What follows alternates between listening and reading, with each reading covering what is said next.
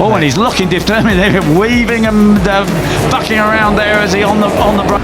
And Ramadipa there has gone inside Brian Uriarte to take fourth place, I think. But it's still Veda. I do think maybe his airbag didn't go off and he's just been a bit more elbows out. So there we go. He gets it turned okay. We got Veda Pratama just Pratama that leads, but only just from Gonzalez. They're spread out across the... is leading the way, takes the strip off the radiator. Thompson fighting still, losing a place to Danish there. So Danish, well, this is what happens then. Danish back to his very... Oh my goodness, it's so tight, but Veda Pratama has the advantage. Can push him back into second place, ahead of the second spot with Ramadipa. That dry line well and truly formed in the braking zone. Best, he moves alongside Brian Uriarte, looks up the inside at Curvone, but thinks better of it. Number 11, Gonzalez. Danish has moved up another couple of spots, Peter. He's up into seventh place now. Pratama just off the back of them. Closing in as well, watching what everybody with first place in the championship lost. Danish now really wants that second place to move. There he is in the middle of this shot, just behind Fernandez there. So Danish feeling a bit more in it. Maybe he knows how to pick their pocket in the closing stages. Brian trying to make a break for it. And this up into the Moto3 World Championship win. And it still is the number 31 in front. The pressure's taken off in some kind of weird way, although Brian Uriarte is much closer in the championship. This is a brave move from Brian. He's already had the one warning of a big slide. He knows he's pushing the limit, but he also the 16-year-old Italian.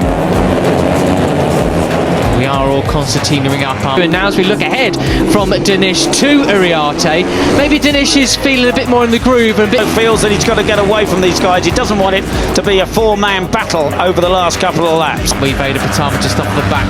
Marco Morelli 6th, Mitani 7th. Carpushins there as well. He more up for the fight now. Oh my goodness! And he cuts right across the front of Beñat Fernandez. Tell you one rider I thought was going to be a bit of a heavier feature in this race. Your pole position Sitter Carpushins down in 14. Obviously had the crash yesterday with Veda Pratama, and that which, very unfortunate, no long lap for Carl. Goodness me, he squeezed him as much as you possibly can. That was sensational. Place battling just for points now, unfortunately for him.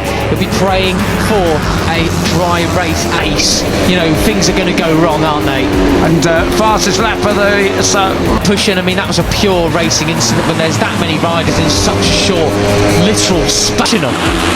Okay, right, it is the 54 of Veda Pratama that still has the end of play tomorrow. And Keandra Ramadipa relegates Carter Thomas so far for Guillaume Planck, the Frenchman, in 10th place. And then Kermantini. Advantage, but only just. The white helmet of Carpushin in second place.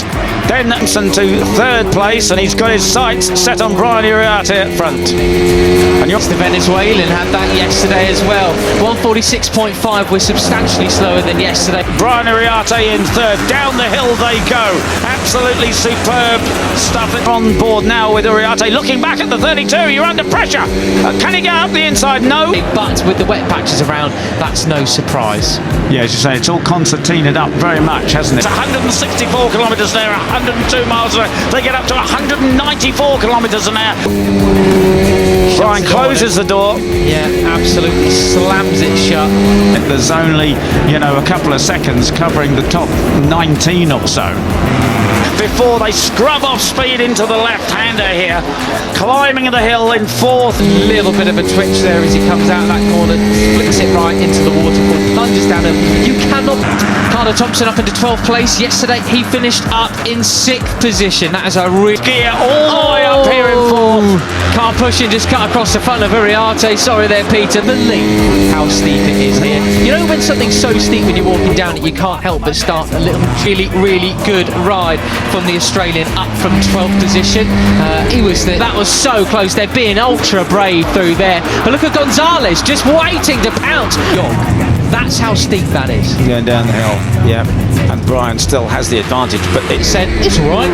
Yeah, I bet it is. Anything less than a podium is not satisfactory for Carter. No. On a bunch of these riders are coming down the waterfall. They fan out 3 abreast towards the penultimate curve. Uriarte. Nothing now, is it, to the 32 of Ramadipa. Ramadipa goes up the inside. But no, indeed, he needs to just have that great result at the end of the season that he's... Up to the inside, Carpusher doesn't want to give an inch, but he's forced to. He cuts back up the inside, they go off the... He's got on the wet patch, you see, the dry line offered more grip to Brian. He could break a little bit late. He had some really superb wins and, of course, a winner, in race 2. So he's got to get back. Frank over onto the black stuff, in towards the final corner. Ariarte has to give way and move back down. And Ramadiva had to back out of it.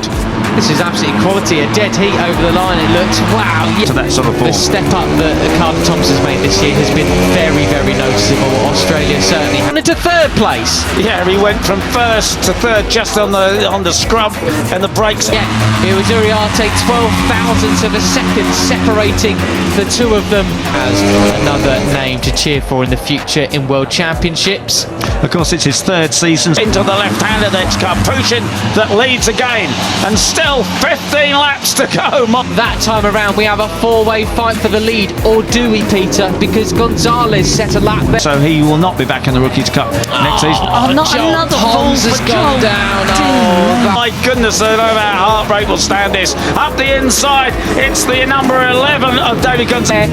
1 second quicker than the leaders. So Gonzalez bringing Plonk with. That is such a shame. That is not the way he wants to sign off from his second year in rookie. Gonzalez, who has a look. Oh, someone's down in the background. Oh, it was Dinesh. Dinesh went down. Could we have a real race of two halves with 9 laps to go? It's 4 fighting for the front at the moment. He's Joel Pons, one of the loveliest characters that we have. But it's his 6th fall in a row. Brian Uriarte, who has the advantage over Karpushin in the white helmet. Gonzalez is in. Could it be 6 come the end of it? Yeah, as you say, these guys up front, they've just been so nice in the Rookies' Cup race this season. So back with the leader then. It is Brian Uriarte, 3rd place. And you've got Morelli in there as well, Peter. Where did he come from? How'd you do that, Mark? Tricky, because of the dry line in some places. They want to overtake. They get in the way of each other a little bit. They, the cap champion ahead of the number 11 of David Gonzalez. Wow, you've woken up, haven't you? That's right. Of course, he didn't come. He was pit lane start yesterday, but who's going to go on the wet stuff? Who needs to take the dry? And that's really giving it. And we've got another. Oh dear, that is Gonzalez 2nd, Pugliese 3rd, Pratama, then Dinesh in. Was a penalty. He started from 15th, his qualifying position today, but still 15th to 5th. Not having fun at all. You're looking back at the 54 of Veda Pratama. Carter Thompson 5th place. Malaysia versus Indonesia for 2nd in the championship. We remind you, one kind of thing. Right, so it is Uriarte on the 51. Karpushin in the went well wide there at the bottom of the hill there, unfortunately. So that is going to give him.